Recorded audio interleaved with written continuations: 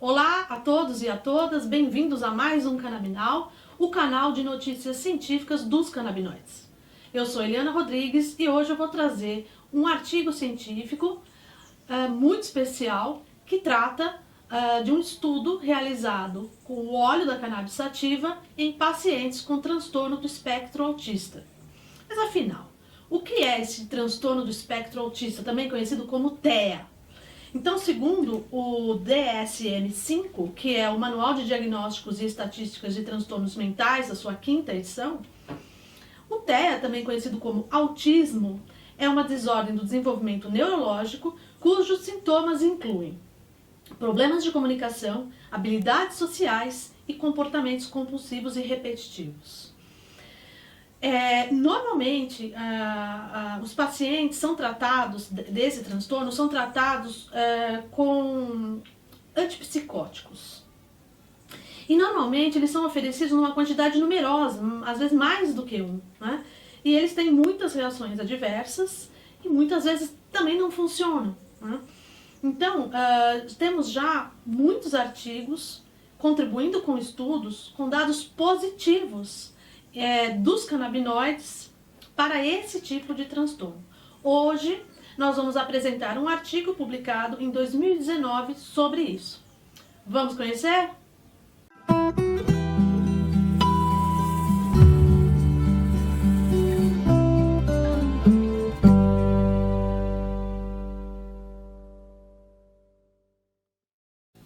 E se você ainda não curtiu esse canal, curta agora para que ele chegue ao maior número de pessoas e também inscreva-se no nosso canal.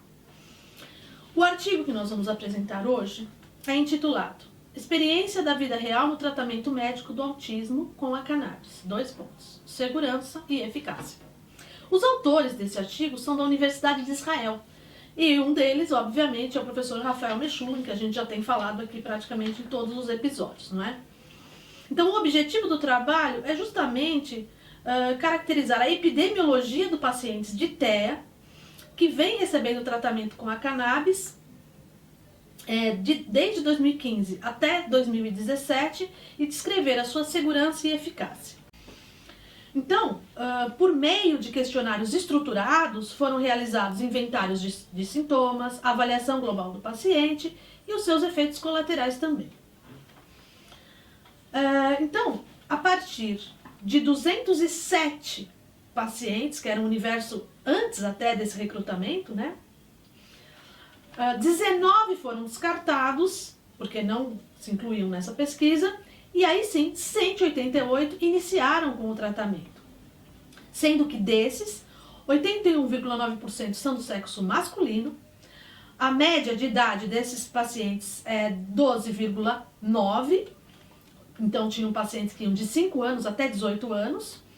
Esses pacientes tinham comorbidades, as principais são epilepsia para 21 deles e transtornos de déficit de atenção e hiperatividade para 7 deles. E eles tomaram óleo de cannabis composto por 30% de CBD e 1,5% de THC. Foi uma administração via sublingual 3 vezes ao dia. Bem, então esses 188 pacientes tomaram o medicamento e depois de um mês, o que se observou? Que 9 pacientes saíram dessa amostra, porque um mudou de fornecedor, 8 interromperam o tratamento, de modo que a amostra permaneceu com 179 pacientes. Desses, apenas 119 responderam ao questionário. Então, os dados que nós vamos ver logo mais são referentes a esses 119 pacientes ao final do primeiro mês. Esses 179 que tinham continuado, deles, 155 continuaram com o tratamento e outros 24 também, depois de 6 meses, saíram da pesquisa. Desses 155 que continuaram depois de 6 meses, apenas 93 responderam o questionário com toda a avaliação de melhora, enfim. Então, o que nós vamos apresentar a seguir, né,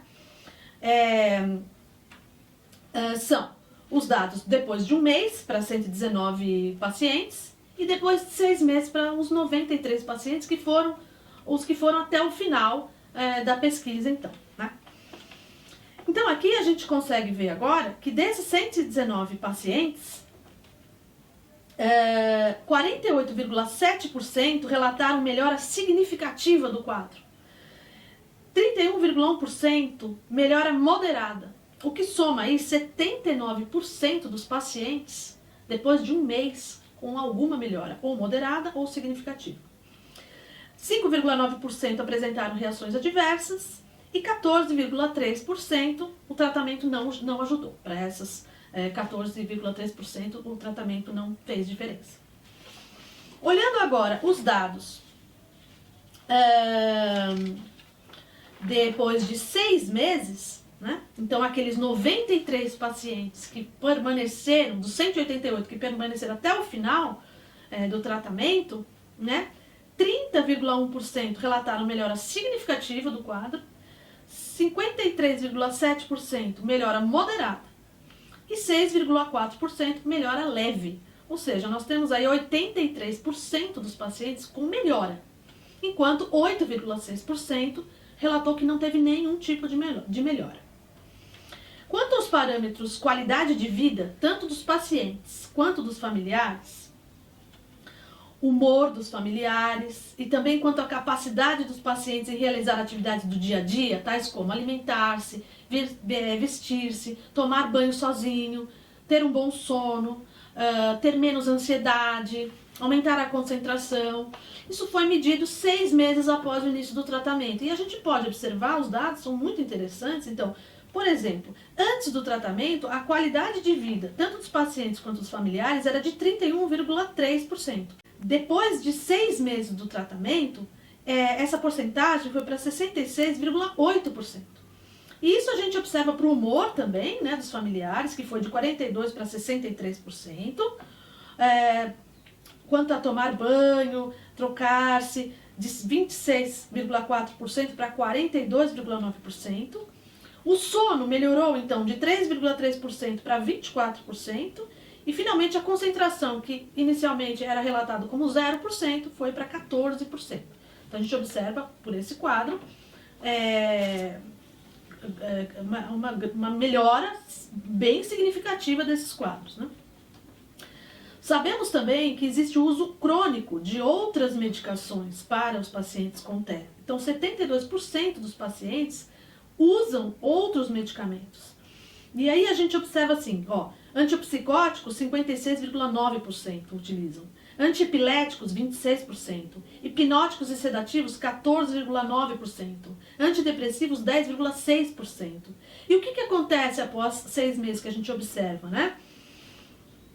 Que 8,9% dos pacientes aumentaram o consumo desses antipsicóticos e outros medicamentos que eu já falei aqui.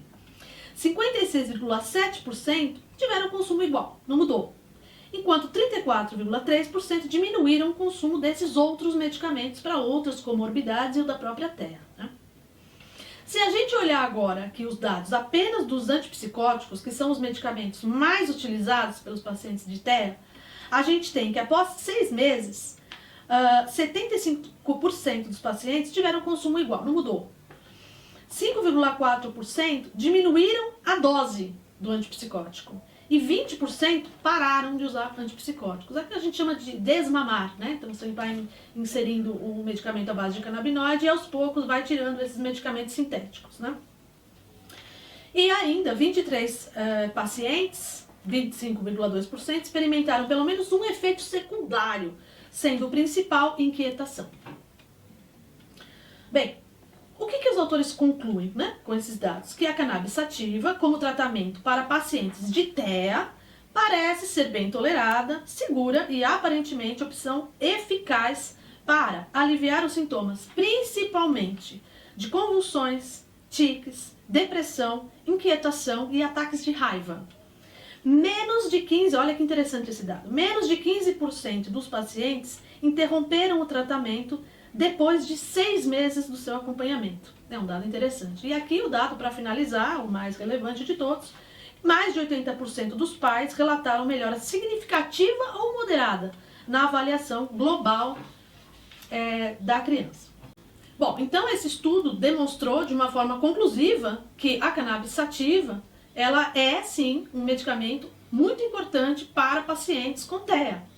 E se vocês querem saber mais sobre esse assunto, entrem no canal do Move Ricam, onde existe uma aula, que nós vamos deixar o link aqui embaixo, da doutora Eliane Nunes, onde ela fala por cerca de 1 hora, né, uma aula completa sobre o transtorno de espectro autista e os tratamentos com a cannabis sativa. Espero que vocês tenham gostado desse conteúdo e na semana que vem nós nos encontramos para falar de dependência, adição e os canabinoides. Até breve!